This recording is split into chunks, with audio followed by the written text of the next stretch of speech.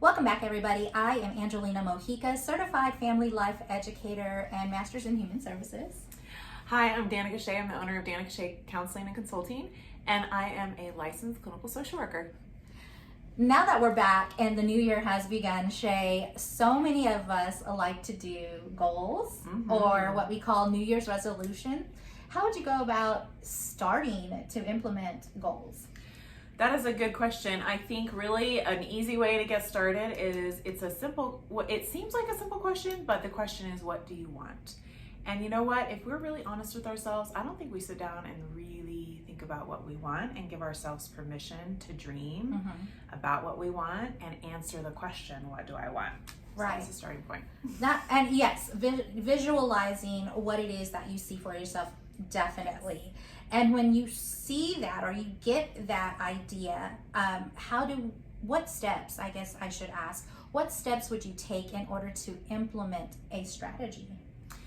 Of getting what you want. Well, you know, there's different strategies to do that, but I think definitely you have to get organized, you know, and in goal setting, it's important to always stick to 1 or 2 goals max, because otherwise we get overwhelmed. And then when we get overwhelmed, we tend to, you know, I can't do it and I shouldn't, you know, and then we just back off from it all.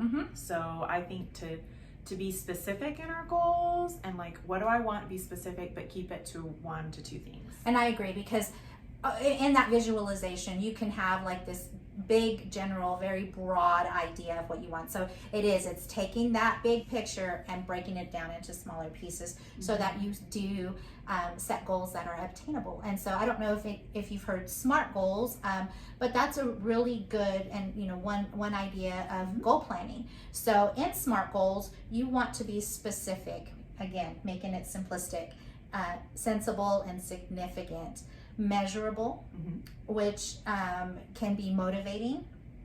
Right, because we know we're moving forward towards it. Yeah. And achievable. So like you said, if you go too big, you're going to be overwhelmed. So you want to break it down so it's you know, achievable for yourself. Yeah. And you don't lose the momentum behind your motivation.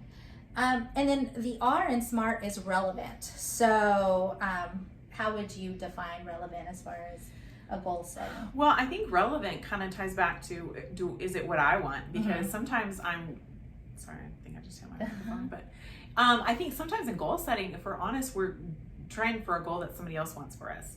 So I think relevant, first of all, is it relevant to me, to my life and what I'm wanting? Right. Also, I would say, depending on the goal, do you have the studies for it? Do you have the backing for it? And if not, let's go forth and get that, right? Right.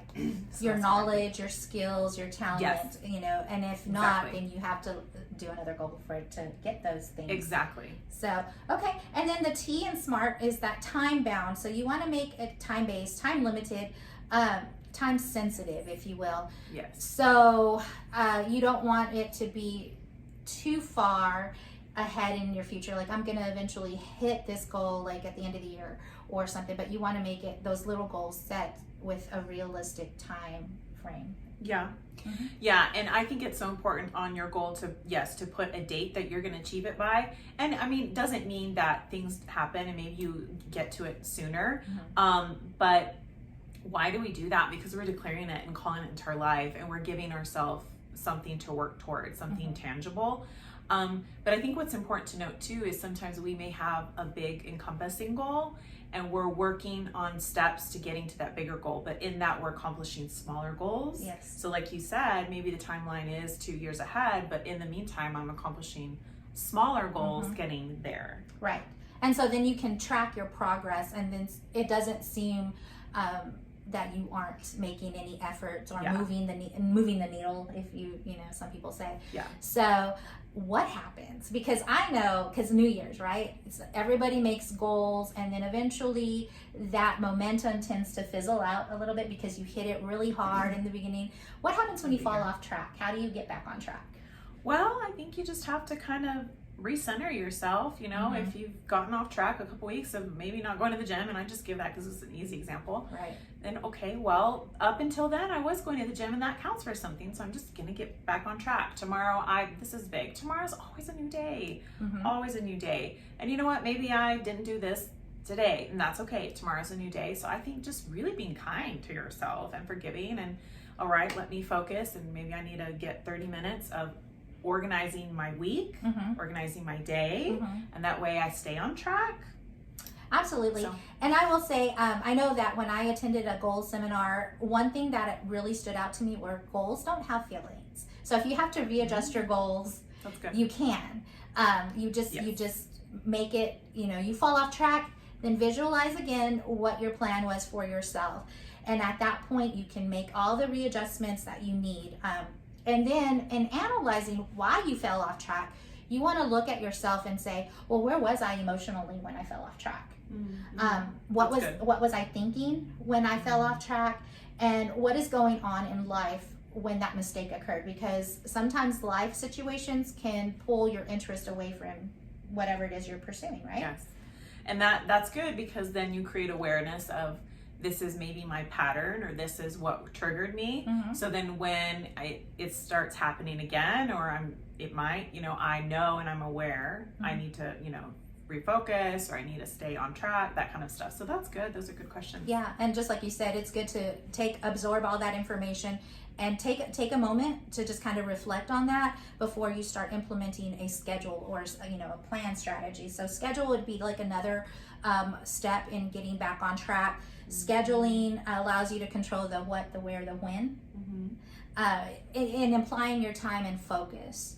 And then as you're planning your goals out and your actions, you want to use current habits to restart behavior. And this was a real eye-opener for me, because it was like, how do you use a current habit to restart behavior? And so here, let me give you an example. We used the gym earlier. So say after work each day, I go home and I go to my bedroom and I change into my lounge clothes because I'm gonna just kind of veg out on the couch. But instead of doing that, say my goal is now to go to the gym after work. So now I'm gonna go home, go to my room. That's a current habit. But instead of changing into my lounge clothes, I'm gonna change into my workout clothes. And then now I've got that motivation to hit the gym. Yeah. True. So using that and just tweaking it a bit so that you can start shifting your mindset, your focus into hitting that goal and getting back on track. Yeah, I think that's good too, because I think sometimes we focus on it has to be like this massive change or like this massive thing. And I think those small choices, and they're not small, but we coin them as small, those decisions really are game changers. Absolutely. And it really is just a decision. I'm going to do this, and this is what I'm going to do, and it helps you kind of shift back onto track. And then getting back to the basics. And what I mean here is like, if I fell off, I'm not gonna jump right back where I left, if that makes any sense, because depending on that time frame where I fell off, I may not be, and we're using the gym as an example, but I may not be able to lift at the amount of weight that I did when I fell off the track. If I've been out of the gym for like a month or so. Yeah. So getting back to the basics and building up that momentum, and then eventually, your body will recover a little quicker than it did prior, because you've already kind of done it. But building up that momentum again, and then as you do so, you're able to start implementing some change as far as building even stronger, or whatever the focus is. Yeah, that's good. That's so true, because it depends, I think, on the goal. Like you're saying, especially with the physical goal, like working out, but even mentally, and so restarting, it may take just a day, and it may take a couple weeks, just kind of depending on the goal, I would say. Yeah. And just kind of picking that a little further too, embrace those imperfections in your restart. It's not about doing it the right way. It's about getting started today. Doing it. Just doing it. Yeah, that's so true. I know I fall into that trap of, if I can't do it perfectly, I just won't do it. Right. And guess what? I just don't do it. And then it never happens. Right. And it never happens. And so as you start doing that, and you're tweaking your habits to fit your new schedule and your new goals, then you can, and it's consistent. and then you can start implementing some different strategies to get it better or refine what it is that you're looking for and things like that. Because the consistency is already there. So now it's like you're researching, okay, now I need to implement better nutrition in my workout schedule or something like that to kind of help you to fit those goals. And so then also too, a good idea is to change your environment. And it's not just the people that you hang around with. Yes, people that you hang around with can be an encouragement or they can be a distraction. So you want to be mindful of that, but also like your colors, your sounds. I mean, if you want to go even deeper, your rest schedule, eating habits, exercise. I mean, whatever it is that you're trying to build, towards. Yeah, who you're surrounding yourself with, what you're listening to. We've talked about that a lot last year, guys.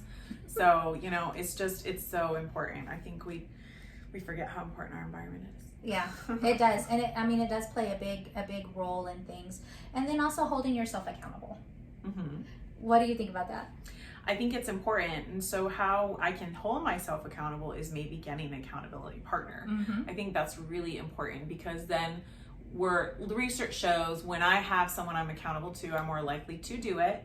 And also I feel like what I'm doing is important to someone, and that's a good thing to have. So yes, absolutely. And then other ways to hold yourself accountable if you don't have a partner is a group. A virtual group isn't a way. Video logging, journaling, those are just some ideas. And they're also good because you can always go back when you fall off and say, okay, where's the pattern or where was the inconsistency, and you can fix those things. Yes, and you can always see a therapist and they can be your accountability partner as well. Yes, they can. And if all else fails, try a different approach. As you're doing all of these things, taking all these steps, find what works for you, because you may not, what works for you, Shay, may not work for me. And maybe what I was doing in the past wasn't being successful. Why? Because have you ever heard that saying, if you want different results, you have to do things differently. Yeah, right? I say that all the time in session. Yeah. So it's so true, but you're right too. But also, what maybe worked for me 10 years ago maybe isn't working anymore, because we change and evolve, not just our bodies, but our minds, our relationships shift, and that's okay. That's normal. A lot of times people freak out, oh, this has changed or I'm different. Well, that's okay. So yeah, assessing that. And so, I'm gonna close with a quote from Mary Pickford, who says, "Supposing you've tried and failed again and again. You may have a fresh start any moment you choose. For this thing we call failure is not in the failing, but in the staying down." Yeah, it's not in the falling down, but the staying down. That's so true. Yes. Failure is when we don't try, I think, and when we stop. It's not falling down. That's not a failure. No. That's just a lesson. Right. Absolutely. And so I hope this has been some of an encouragement to you. If you like what you heard, give us a thumbs up, hit subscribe, drop a comment. I'm Angelina Mojica. I'm Danica Shea. Much love, much peace, many blessings.